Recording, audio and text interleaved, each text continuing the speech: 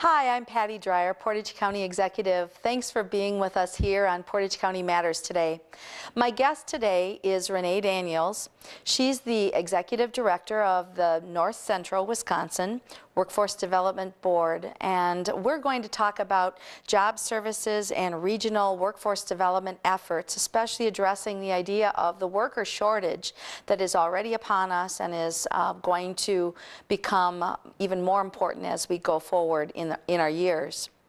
But first, I want to provide you with some important information about the Portage County Healthcare Center. Certainly a hot topic of the day because we're facing some very serious decisions about the future of these services for citizens in our county. It continues to be foremost in my mind as we face the challenges of a dramatically changing field of healthcare, in addition to state laws that limit our abilities to respond to changing times and increasing the costs of government service provision overall. So the bottom line is those state laws are, they give us a ceiling, and as the cost of doing business on a daily basis goes up, we have to continue to transform the way we go about our work in achieving the mission for the people of Portage County. The bottom line is, for the Portage County Healthcare Center, that status quo is not an option. I've been telling our community since I first came into office in 2010 that our healthcare center is operating from a financial standpoint unsustainably. Even with multi-millions of dollars of capital improvements in the infrastructure and upgrades and inputs of our annual county tax levy, it's still very much a serious situation when it comes to holding it steady from a financial perspective. We learned at the August Healthcare Center Committee meeting that if projections for the second half of the year continue on trend with the first half, we will be significantly over budget. We're talking hundreds of thousands of dollars over budget for the Portage County Healthcare Center. This should be of concern to every single citizen here in Portage County.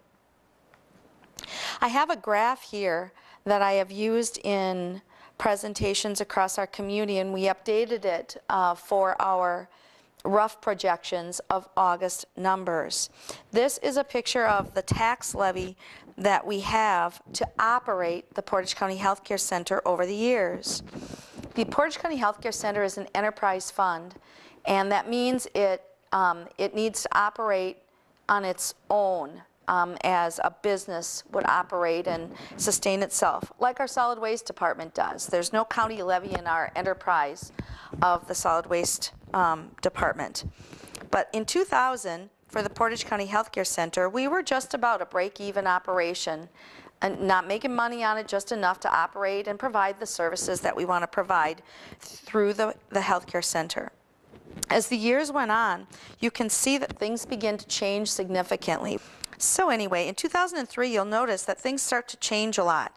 Now we're up over $1 million to operate the Portage County Healthcare Center with its 100 licensed beds that continues today here. And then anyway, it continues to climb until the year 2011, when we hit about $1.5 million. Remember, these are only operating dollars. This isn't counting the capital dollars that we take from a different part of our budget that we borrow for in order to make capital improvements to the facility.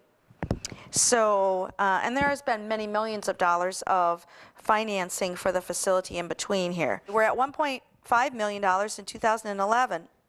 When I came into office at 2010 and we had this facing us, we immediately began a process of strategic planning and getting some experts in here in healthcare finance related fields and consulting work related to that to be able to advise us. And we learned a whole lot about per patient day services. We learned a lot about benchmarks in the field of healthcare across our state and nation and so on.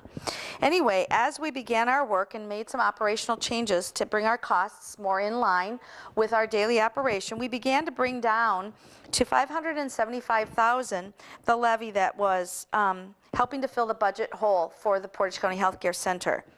In the same time frame, what happens is a new state law was passed related to our levy caps, and that we can only grow our annual operating budget of the county by no more than our net new growth amount. So this year, as we look to 2017, we can only grow our budget by a maximum of $336,000 for operating the county's mission. That's what we do for law enforcement and public safety. It's for our library, it's for Health and Human Services, it's for our Aging and Disability Resource Center, for all government services, for our supports for the courts and justice programs, and the list goes on. $336,000 to spread across 30 different units, and the healthcare center is one of those units. All right, so when we follow the dollars, what we have now is just living up to what our Schenck operational report had said, that if we don't make other significant changes, as in adjusting employee benefits and pay and continuing to align ourselves with the benchmarks, that we will start to swing back up again in the amount of levy needed to fill the budget hole. And indeed, that is exactly what is playing out. So what we have as we look at 2016, since the year isn't completed yet, as I had mentioned earlier in the show, in these notes about the healthcare center, what we're talking about is still a significant amount, such as about $250,000 over budget, over the amount of $660,000 that we're already providing to fill the budget hole for the Portage County Healthcare Center. Now, with all of this said, some would say, well, you're only talking about dollars and cents, Patty, as county executive. What about quality, and what about the services for our people? Yes, indeed. So we have 100 licensed beds, but if you walk across the Portage County Healthcare Center today, you will not find 100 beds in the room. You'll find some stored in the basement, for example, but because we do have private rooms in our facility, we only occupy somewhere closer to 80 beds. Anyway, we're bed taxed out of the state of Wisconsin. We're taxed on beds pretty significantly. So when I proposed in this year's budget that we reduce the numbers of beds by 15 from 100 down to 85, that would save us $30,000 on that, the chart, the red levy chart that I was just showing you. But the Healthcare Center Committee has not chosen to take those budget actions as a follow-up this year. This is creating part of that $250,000 hole that I was talking about. So without the interest in making significant changes, we continue to face the fact that we don't have enough money to go around.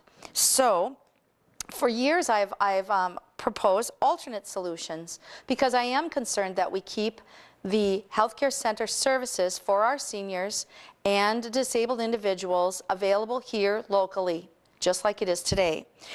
Alternate solutions that I proposed included building a new healthcare center on a couple of different years of capital planning time frames, where the county executive has to put forward ideas about that. But those have all been roads not taken as I had hoped that they would be by other county leadership.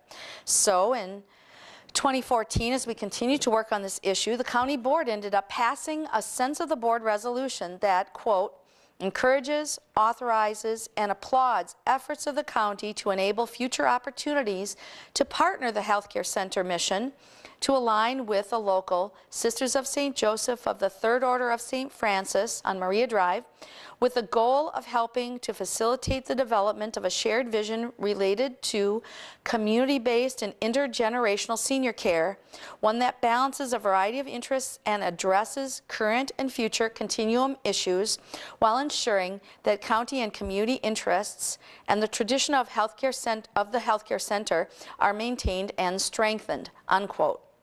So, after that sense of the board resolution to take next steps to continue to explore the opportunity to partner, I proposed in our capital planning process in June this year for the upcoming 5-year plan that we consider a partnership to build a new 60 to 70 bed healthcare center in collaboration with the Sisters of St. Joseph and other development partners that had now come forward and wanted to share in realizing that vision on Maria Drive. That included the Presbyterian Homes and Services out of the Twin Cities and Milwaukee Catholic Home out of the Milwaukee area. We would invest in a one-time, the Portage County government would invest in this design, this concept, a one-time amount of $10 million, which is about half the cost of a state-of-the-art nursing home to be constructed on the Maria Drive location.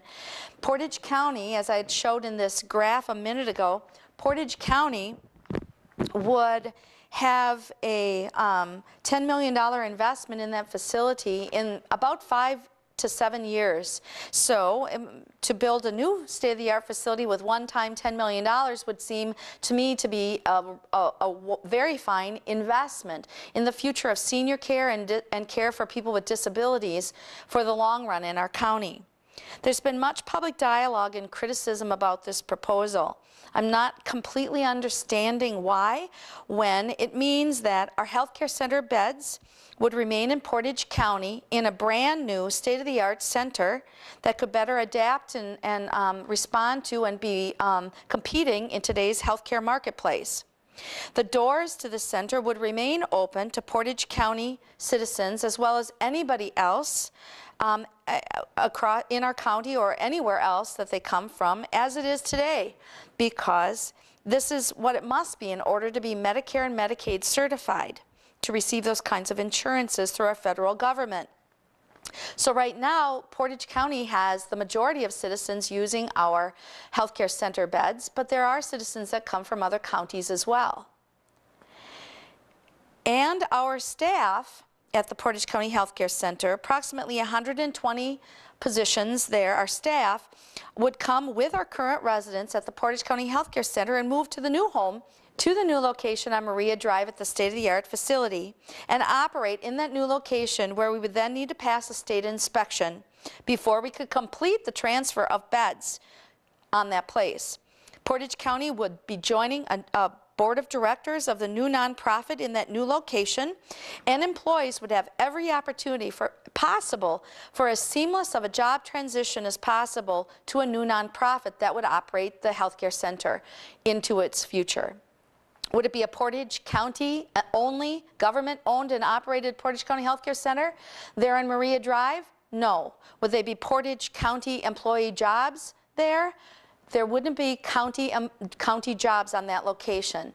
It would be overseen by a joint board of directors. There's many questions about working through the particulars, but for the employees who have already gone with residents that they know, that would be a pretty significant step in the right direction. So this would then secure our future of beds here in Portage County for the long run. It will enhance our services and improve our quality and efficiency and financial sustainability. Our financial advisors have advised us at this point in time that from an economic development project standpoint, that this is allowed. And if we still want to issue an RFP, I was working on it this week, we can still do that to cast a wider net. I was proposing an alternative because I believe it's worth fully vetting, and in partnership with others would be the way to make it happen, to make happen what isn't feasible for Portage County government to continue doing on its own in a dramatically changing healthcare field where we have limited tax resources to spread across all the aspects of county government's mission, which is really important to go forward on. So this is a serious matter for all of us. Please join me in continuing to have a conversation to help us find the best solution for our future, to drill down into the details when the time is right, and to keep going to ensure that we have services enhanced for our seniors and people with disabilities here in Portage County going forward. Thank you for that, for listening to that. Now I'd like to turn to my guest, Rene Daniels, Executive Director of the North Central Wisconsin Workforce Development Board. Welcome, Rene. Well, thank you. I really enjoy being here. Thank you for the invitation. So anybody that's listening to us on the radio doesn't know that we just happen to look really color coordinated today, but we didn't plan this, Rene. But we're really good at working together, so I'm really not surprised. Yeah.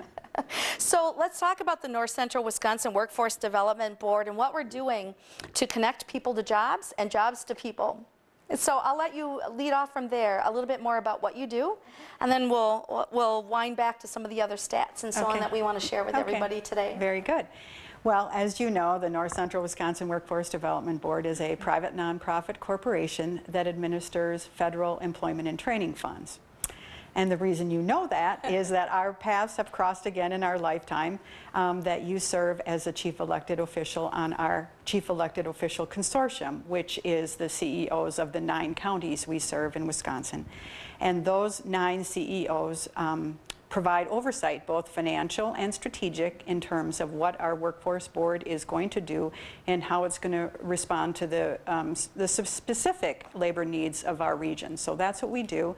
And we also have a 27-member board of directors that is primarily private sector members, and they help us identify what the skill sets that employers are looking for now and into the future, so we can respond in a more appropriate manner. So let's talk about what those counties are. The counties that we're serving through our shared leadership here is Adams, Forest, Langlade, Lincoln, Oneida, Marathon, Vilas, Wood, and Portage County.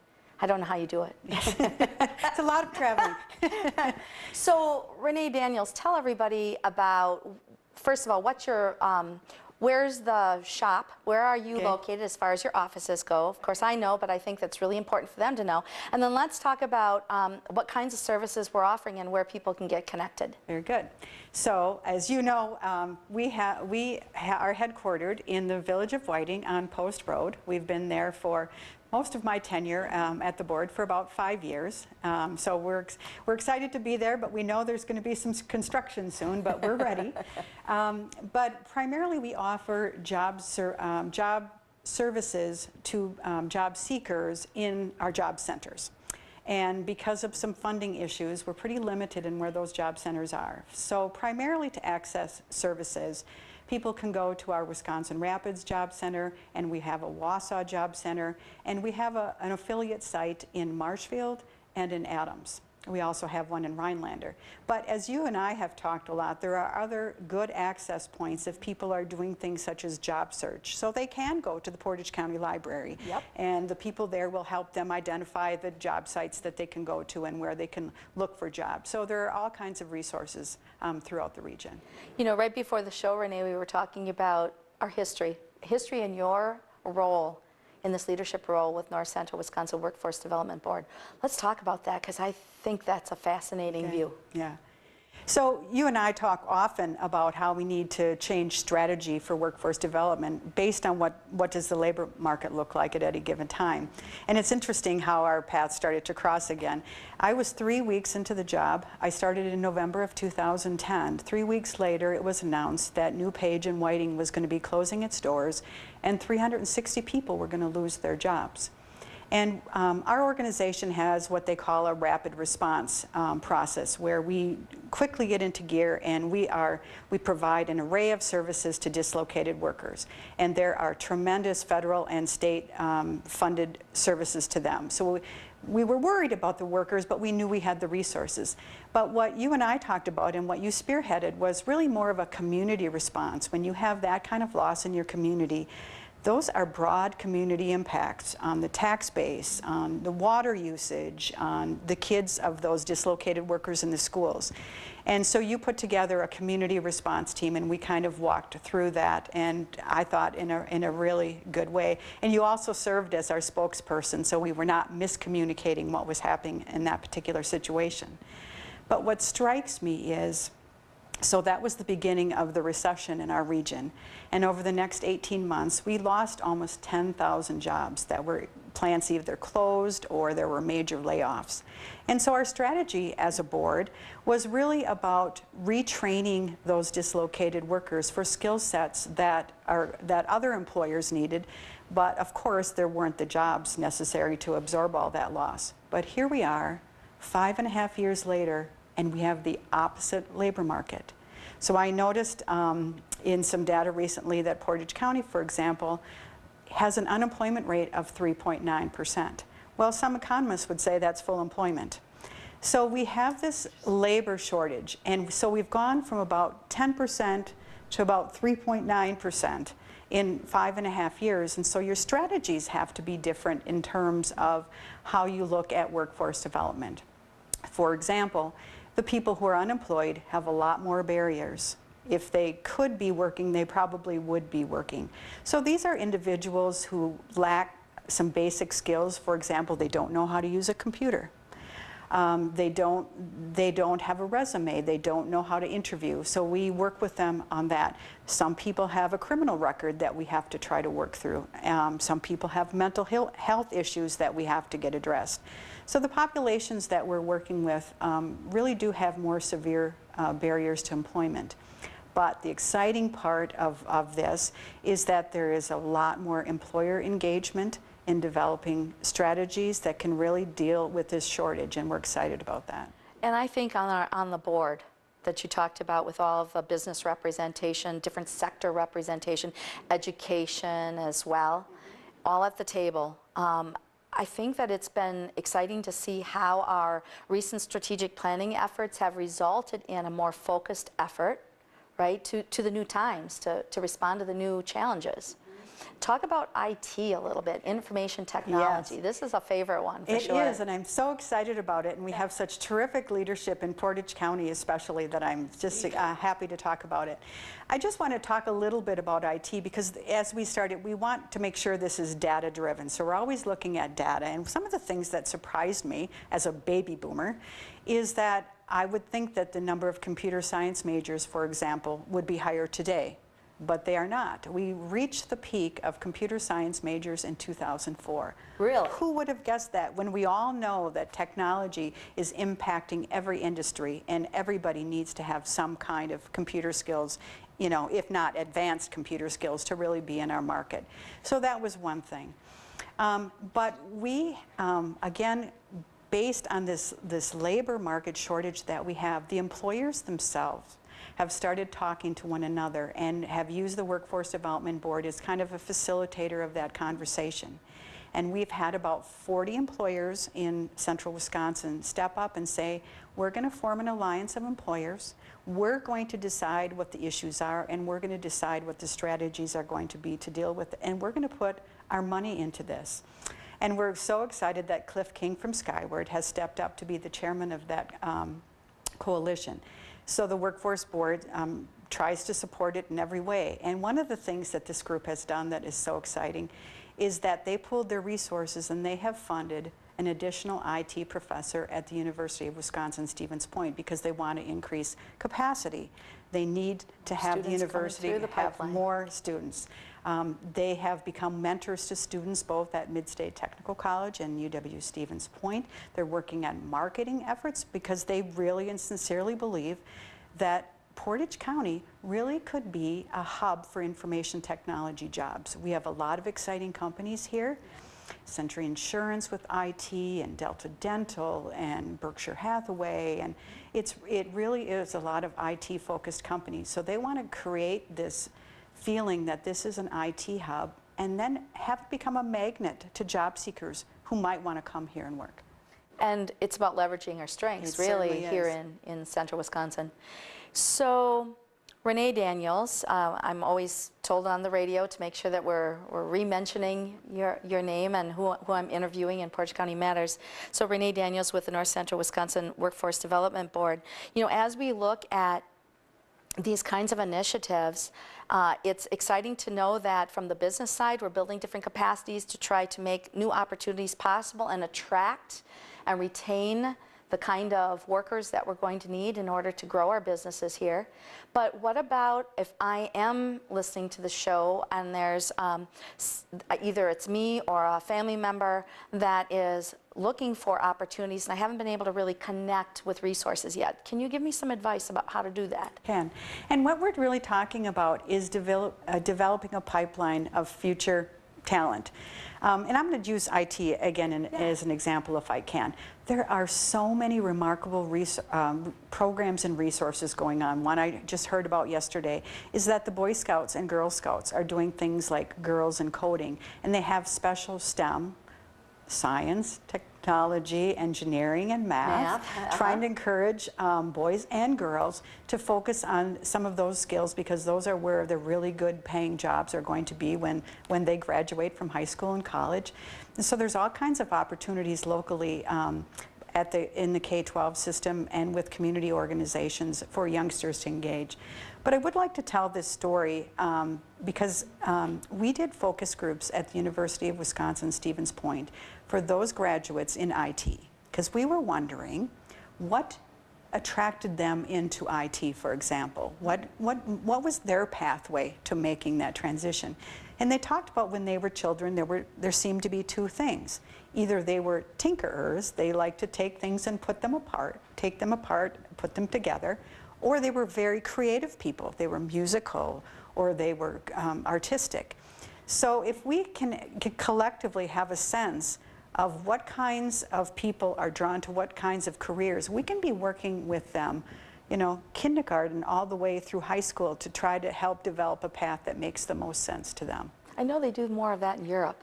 Yes. Having lived in Germany, I'm very familiar with how their pipelines work through school. Yeah, we have some great opportunities for that. So I'm a job seeker right here in Portage County.